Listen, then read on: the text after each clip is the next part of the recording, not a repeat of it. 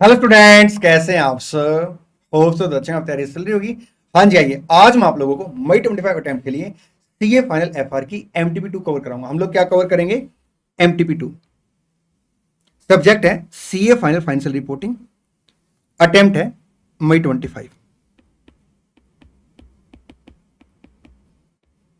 Video को आगे बढ़ाने से पहले कुछ प्यारी प्यारी सी बातें आपको बता देता हूं।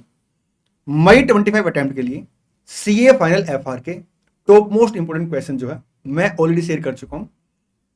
वो आपको क्वेश्चन मिलेंगे मेरे टेलीग्राम चैनल पे, और वीडियो का लिंक मैं आपको वीडियो डिस्क्रिप्शन में दे दूंगा। आरटीपी की वीडियो मैंने ऑलरेडी शेयर कर दी है, और आरटीपी के अंदर जितने भी आपके केस सिनेरियो हैं, एमसीक्यू हैं, क्वेश्चन है, मैंने सारे कवर कराए हैं। एमटीपी 1 की वीडियो मैंने ऑलरेडी शेयर कर दी है। एमटीपी 1 में आपका जो पार्ट 1 है केस सिनेरियो एमसीक्यू, वो मैंने सारे कवर कराए हैं, और पार्ट 2 के अंदर एक न्यू क्वेश्चन था वो मैंने कवर कराया है। एमटीपी 2 की अगर मैं बात करूं तो एमटीपी 2 में ना जितने भी आपके डिस्क्रिप्टिव क्वेश्चन है वो सारे डुप्लीकेट क्वेश्चन है, वो कहीं ना कहीं कवर हो चुके already top most important question की वीडियो में। आपका जो मैंने अर्लियर अटेम्प्ट की आरटीपी एमटीपी शेयर किए उनके अंदर वो सारे क्वेश्चन या सिमिलर टाइप के क्वेश्चन कवर हो चुके हैं। तो मैं इस वीडियो के अंदर आपको केवल और केवल केस सिनेरियो और एमसीक्यू कवर कराऊंगा। एक बात और मैं आपको बता देता हूं, मैंने रिसेंटली ना 5 मॉक टेस्ट रखे हैं एमसीक्यू के। वो जो मॉक टेस्ट है, आप क्या करेंगे, हमारी वेबसाइट पे जाएंगे। एक बार मैं आपको वेबसाइट पे लेके चलता हूं। 5 मॉक टेस्ट है, बिल्कुल आईसीआई के पैटर्न के हिसाब से मैंने वो मॉक टेस्ट जो है वो कंडक्ट किए हैं, और आपको ना वो मॉक टेस्ट इमीडिएटली मिल जाएंगे इवेल्यूट होके ना। आपने सिंपल क्या करना, हमारी वेबसाइट पे जाना, प्री एमसीक्यू टेस्ट पे आप जाएंगे, तो यहाँ पे आपके पास एक लिंक आ जाएगा। आपने क्या करना, इसमें रजिस्टर नाउ करना है। रजिस्टर नाउ करने के बाद फिर आप क्या करेंगे, लॉगिन करेंगे, और लॉगिन करने के बाद आप जैसे ही वेबसाइट के अंदर जाएंगे तो वहां पे आपको 5 एमसीक्यू टेस्ट मिल जाएंगे। आपने बाई कोर्स करना है, और उसकी फी नील है, कोई भी फी नहीं है, अमाउंट हमने जीरो रखा है। 5 एमसीक्यू टेस्ट आप दे सकते हैं, जिसमें हर एमसीक्यू के अंदर ना 3 केस सिनेरियो रखे गए हैं और 3 इंडिपेंडेंट एमसीक्यू रखे गए हैं, और जो 3 केस सिनेरियो उसमें टोटल आपके 12 एमसीक्यू हैं। दोस्त, आपको ये एमसीक्यू जरूर देने चाहिए, क्योंकि आप क्या करेंगे, जैसे एमसीक्यू देंगे ना तो आपको तो ये पता लग जाएगा कि आपको एमसीक्यू कैसे हैंडल करने हैं। अगर एमसीक्यू में दिक्कत आती है तो फिर उस सिचुएशन को हमें कैसे हैंडल करना है। एक बात और, जब आप एमसीक्यू का टेस्ट देंगे ना तो रिस्पेक्टिव इंडेक्स के आपके बड़े सारे कॉन्सेप्ट भी रिवाइज हो जाएंगे। चलिए आगे बढ़ते हैं और आज की वीडियो स्टार्ट करते हैं। सबसे पहले हम बात करेंगे केस सिनेरियो 1 की। देखिए, एक क्वेश्चन अराइज होता है कि सर हमें ना एग्जाम के अंदर जब हम केस सिनेरियो में एमसीक्यू टिक करेंगे, एमसीक्यू सोल्व करेंगे, तो क्या हमें पहले केस सिनेरियो पढ़ना चाहिए, एमसीक्यू पहले पढ़ना चाहिए? देखिए दोस्त, जितने भी आपके केस सिनेरियो हैं उसमें आप क्या करेंगे, सबसे पहले ना एमसीक्यू पढ़ेंगे। मैं उसका आपको रीजन बताता हूं। कई बार ऐसा हो सकता है कि केस सिनेरियो के अंदर ना कोई पैराग्राफ ऐसा हो सकता है जिसके ऊपर एमसीक्यू ना पूछा गया हो, तो हमारा टाइम उस पर वेस्ट हो गया। और सेकंड, जैसे मान लो मैं ये पैराग्राफ पढ़ता हूं, तो इस पैराग्राफ के मल्टीपल ट्रीटमेंट हो सकते हैं। अब मेरे को एग्जाम में कौन सा ट्रीटमेंट करना है जो मेरे से पूछा गया, इसलिए मैं क्या करूंगा, सबसे पहले एमसीक्यू पढ़ूंगा, उसके बाद फिर केस सिनेरियो पढ़ूंगा, फिर एमसीक्यू के आंसर दूंगा। ठीक। What is the length of the operating cycle for manufacturing an aircraft? Question ने हमसे ऑपरेटिंग साइकिल पूछा है मैन्युफैक्चरिंग एन एयरक्राफ्ट का। ठीक है, तो ये जो क्वेश्चन है आपका शेड्यूल 3 डिवीजन 2 का हो सकता है, या आपका इंडेक्स 1 का हो सकता है। हमें सिंपल क्या करना, जब केस सिनेरियो पढ़ेंगे तो हमें साथ साथ ऑपरेटिंग साइकिल आइडेंटिफाई करना। ठीक। What would be the classification of trade receivable in the balance sheet whose amount will be realized in 15 month? देखिए, 15 मंथ में आपका ट्रेड रिसीवेबल का अमाउंट रिलाइज होगा, तो 12 मंथ से तो ज्यादा है, लेकिन हो सकता है ऑपरेटिंग साइकिल के अंदर हो। तो हम क्या करेंगे, पहले ऑपरेटिंग साइकिल आइडेंटिफाई करेंगे, उसके बाद फिर आइडेंटिफाई करेंगे कि ट्रेड रिसीवेबल करंट असेट है या आपका नॉन करंट असेट है। Third MCQ, which of the following statement is correct with respect to entering into sub contract with F? इस केस सिनेरियो में एक सब कॉन्ट्रैक्ट होगा एफ के साथ, तो हमें वो आइडेंटिफाई करना है। ठीक है, इन स्टेटमेंट के रिगार्ड में। आइए अब केस सिनेरियो पढ़ते हैं। A limited is engaged in a multi production oblique construction and service activity. ठीक है, A limited prepare its financial statement following Ind AS and follow April March as its financial year. ठीक है, during the year X1 X2 the company has faced following issue and for their solution seek your professional advice. A limited produce aircraft. ठीक है, the length of the time between first purchasing raw material to make aircraft and date of the company complete the production and delivery 9 month, ठीक है। तो इन्होंने क्या किया, raw material का acquisition period, आपका WIP पीरियड और आपका holding period of the finish good सब 9 मंथ दे दिए। The company receive payment for the aircraft 7 month after the delivery, 7 month में आपकी पेमेंट आ जाएगी। तो 16 मंथ क्या आ गया, ऑपरेटिंग साइकिल आ गया। ये देखिए 16 मंथ ऑपरेटिंग साइकिल आ गया। तो यहाँ पे trade receivable with in operating cycle है, तो करंट आपकी असेट बन जाएगी, ठीक। चलिए आगे बढ़ते हैं। A limited provide advertising service to its customer. A क्या करती है, अपने कस्टमर को एडवर्टाइजिंग सर्विस प्रोवाइड करती है, ठीक है। A Limited entered into a subcontract with multinational online video sharing company F Limited. Under this subcontract, F Limited place all of the A Limited customer advert. A Limited noted the following. अब यहाँ पे कहीं ना कहीं ये question हमसे पूछा गया कि प्रिंसिपल की तरह काम कर रहा है या वो आपका एज एजेंट काम कर रहा है। देखिए, टू आइडेंटिफाई की एंटिटी प्रिंसिपल है एजेंट, हम लोग क्या करते हैं, हम लोग ना कुछ फैक्टर चेक करते हैं, कुछ इंडिकेटर चेक करते हैं। जैसे जो कॉन्ट्रैक्ट है उसको फुलफिल करने की ओवरऑल रिस्पॉन्सिबिलिटी किसकी है, इन्वेंट्री रिस्क किसका है, प्राइस को चेंज करने की पावर किसके पास है। तो हम ये कुछ फैक्टर चेक करते हैं, ठीक है, as per index 115। A limited work directly with customer, okay, to understand their advertising need before placing advert, ठीक है। A limited is responsible for ensuring that the advert meet the customer need after the advert is place, ठीक है। A limited direct F limited over which advert to place and when it to place it. तो overall एक तरीके से contract को responsibility, contract को पूरा करने की रिस्पॉन्सिबिलिटी अपनी है, ठीक है। A Limited does not bear inventory risk because there is no minimum purchase requirement with F Limited, ठीक है।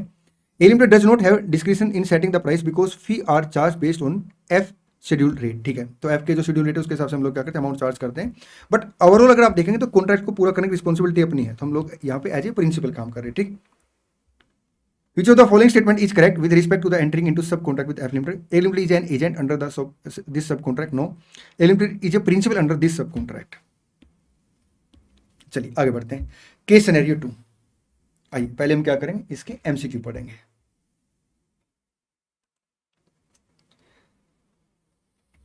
At what value the property be reclassified as on 30 सितंबर X5। देखिए प्रॉपर्टी को रिक्लासिफाई किया गया है। एक बात मैं आपको बता देता हूं, इंडेस 40 में हमने इन्वेस्टमेंट प्रॉपर्टी को क्लासिफाई कर रखा होगा, ठीक है। अगर हम इसे रिक्लासिफाई करते हैं आइदर आपका इन्वेंट्री में या प्रॉपर्टी प्लांट एंड इक्विपमेंट में, तो हम हमेशा क्या करेंगे, जब इसे रिक्लासिफाई करेंगे तो जो कॉस्ट है वो ओरिजिनल कॉस्ट ही रहेगी और जो कैरिंग अमाउंट है वो कैरिंग अमाउंट रहेगा, ठीक। मतलब जहां पे हमें डिस्क्लोजर वगैरह देना है कॉस्ट का या आपका कैरिंग अमाउंट को सेम रहेगा। तो रिक्लासिफिकेशन डेट पे देखते हैं प्रॉपर्टी वैल्यू क्या रहेगी। What is the net realisable value of the property as on 31 March X6। Net realisable value देखना है प्रॉपर्टी की, ठीक है। अब नेट रिलाइजेबल वैल्यू तो हम लोग किस केस में देखते हैं, इन्वेंट्री के केस में। इसका मतलब क्या है कि यहाँ पे कहीं ना कहीं एज ए इन्वेंट्री क्लासिफाई की गई होगी, ठीक। और इन्वेस्टमेंट प्रॉपर्टी के केस में आपका कॉस्ट मॉडल अप्लाई होता है, फिर वैल्यू को हम सिर्फ डिस्क्लोज करते हैं।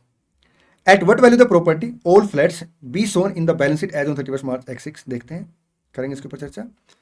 State which of the following statement is correct with respect to mister A investment in X limited. ये आपका अगर हमने किसी कंपनी में इन्वेस्टमेंट कर रखी उसके रिगार्ड में पूछ रहा है, तो इंडेस 24 का क्वेश्चन आ गया।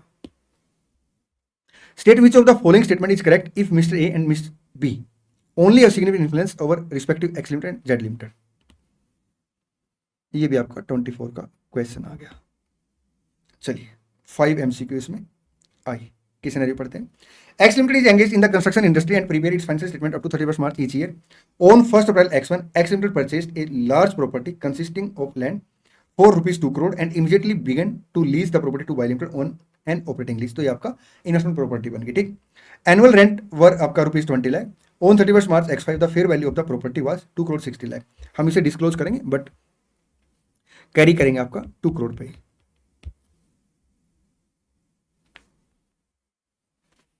आगे देखिए, under the terms of the lease Y limited was able to cancel the lease by giving 6 month notice in writing to X limited, ठीक। Y limited gave the notice on 31st March X5 and vacated the property on 30th September X5।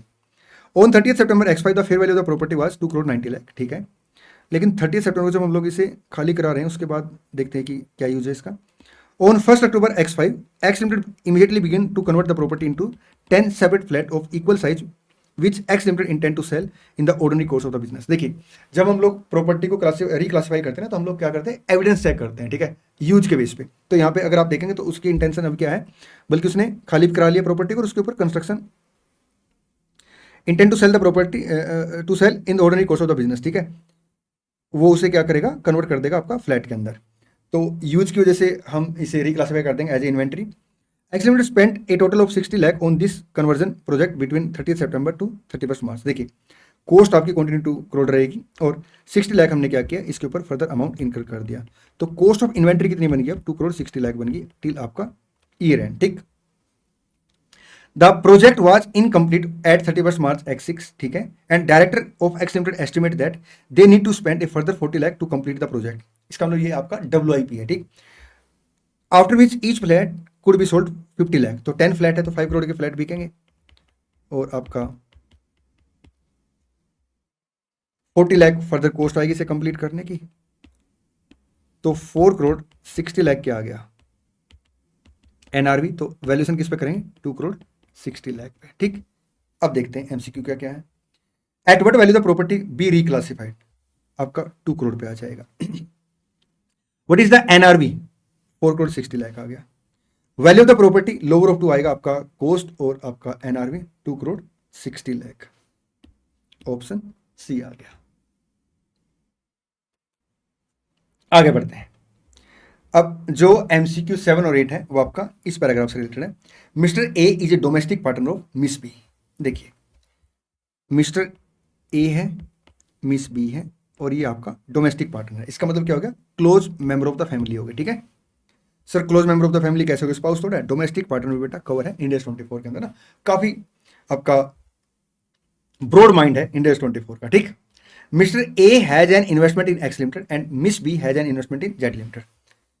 ए ने investment कर रखी x limited के अंदर और B ने investment कर रखी है आपका जेड लिमिटेड के अंदर। देखिए अगर मान लो कोई पर्सन या close member of the family किसी एंटिटी पे कंट्रोल करते, ज्वाइंट कंट्रोल करते, तो वो रिलेटेड पार्टी मानी जाएंगे, ठीक। या एक एंटिटी पे कंट्रोल या ज्वाइंट कंट्रोल, दूसरी एंटिटी पे क्या है, आइदर सिग्निफिकेंट इन्फ्लुएंस है या केएमपी, तो वो रिलेटेड पार्टी मानी जाएंगे, ठीक। अगर दोनों एंटिटी के ऊपर आपका केएमपी है या दोनों के ऊपर सिग्निफिकेंट इन्फ्लुएंस है तो फिर रिलेटेड पार्टी नहीं मानी जाएंगे। अब यहाँ पे इन्वेस्टमेंट है तो केएमपी की तो बात हो ही नहीं रही, तो एटलीस्ट एक एंटिटी के ऊपर क्या होना चाहिए, आपका कंट्रोल या ज्वाइंट कंट्रोल होना चाहिए, तो वो रिलेटेड पार्टी मानी जाएंगे, ठीक। दूसरी एंटिटी के ऊपर सिग्निफिकेंट इन्फ्लुएंस है तब भी चल जाएगा, लेकिन दोनों एंटिटी के ऊपर सिग्निफिकेंट इन्फ्लुएंस है तो फिर आपका रिलेटेड पार्टी नहीं माने जाएंगे। आइए अब MCQ देखते हैं।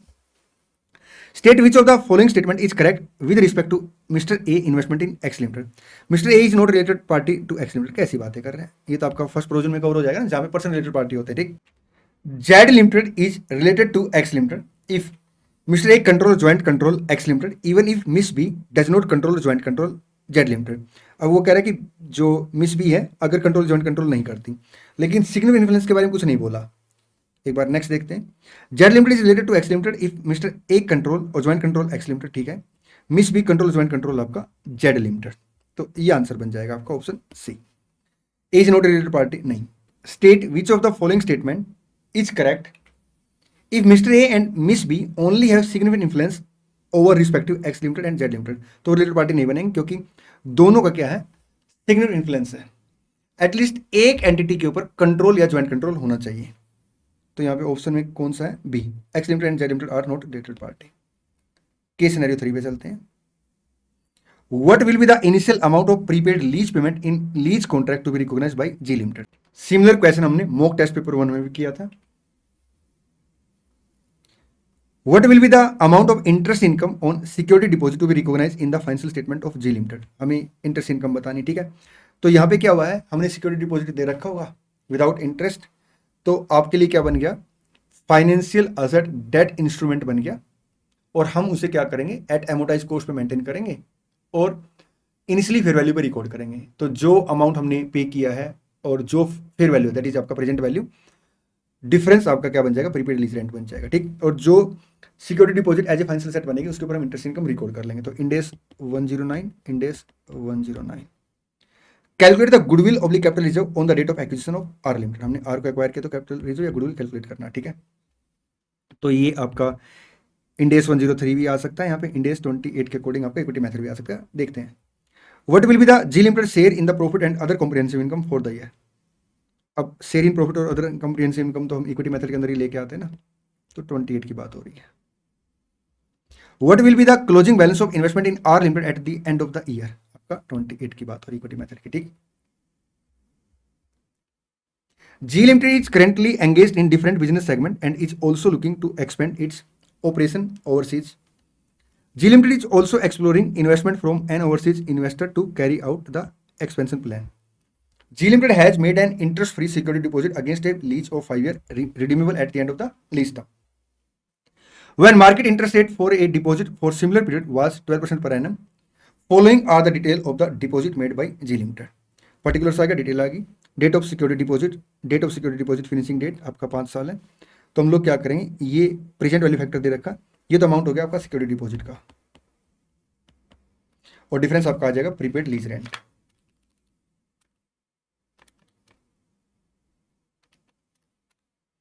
$432,573. इंटरेस्ट इनकम कौन से ईयर की पूछी इसने, 31 मार्च X2 के लिए, आपका फर्स्ट ईयर. तो 567,427 इंटू आपका 12%, 68091. चलें जी सर, आगे बढ़ते हैं. G Limited acquired 25% of equity share capital of R Limited on the first of the financial year for 125. ठीक है जी. As of that date, the carrying value of the net asset of R Limited was 3 lakh and the fair value कितने से 4 lakh. हम लोग क्या करेंगे, 4 लाख का 25% आपका 1 लाख आ जाएगा, तो डिफरेंस गुडविल आ जाएगा. हम गुडविल कैलकुलेट करेंगे आपका कैपिटलिज्म. अगर गुडविल आती है तो वो आपका कॉस्ट ऑफ इन्वेस्टमेंट का ही पार्ट मानी जाएगी, अलग से हमें उसको रिकॉर्ड नहीं करना, तो वो इसके अंदर ही आपका रिकॉर्डेड है. ठीक, अगर कैपिटलिज्म आता तो हम लोग क्या करते हैं, फिर उसे अलग से रिकॉर्ड करते हैं. The excess of fair value over the carrying value was attributable to one of the building owned by R limited. ठीक है, तो बिल्डिंग पे रिवैल्यूएशन सरप्लस आ गया आपका 1 लाख का. Having a remaining useful life of 20 year, हम उसे क्या करेंगे 20 ईयर के हिसाब से डेप्रिसिएट करेंगे, तो 5,000 डेप्रिसिएशन हर साल आ जाएगा. ठीक है, कंसोलिडेशन में, और हम अपने हिस्से का क्या करेंगे, डेप्रिसिएशन चार्ज कर लेंगे. R limited earn profit of 40,000. Okay, and other comprehensive income आपका 10,000. अब देखिए क्वेश्चन की रिक्वायरमेंट क्या क्या है. गुडविल का अमाउंट मांगा उसने 25,000. What will be the G limited share in profit and other comprehensive income for the year. देखिए अदर कॉम्प्रिहेंसिव इनकम आपका 2500 से आ जाएगी, और हम यहाँ पे क्या करेंगे, जो 5,000 का डेप्रिसिएशन है पहले वो माइनस करेंगे कंसोलिडेशन में, और उसके बाद फिर क्या करेंगे, अपने हिस्से का प्रॉफिट रिकॉर्ड करेंगे. तो 35,000 इंटू आपका 25%, 8750. तो 8750 प्रॉफिट में शेयर है, और 2500 आपका OCI में शेयर है. What will be the closing balance of investment in R Limited at the end of the year in the books of G Limited? Closing balance investment का कितने से आएगा, 125 plus share in profit after taking effect of depreciation. ठीक है, additional depreciation plus आपका 2500 share in OCI 136,250. Option B आ गया.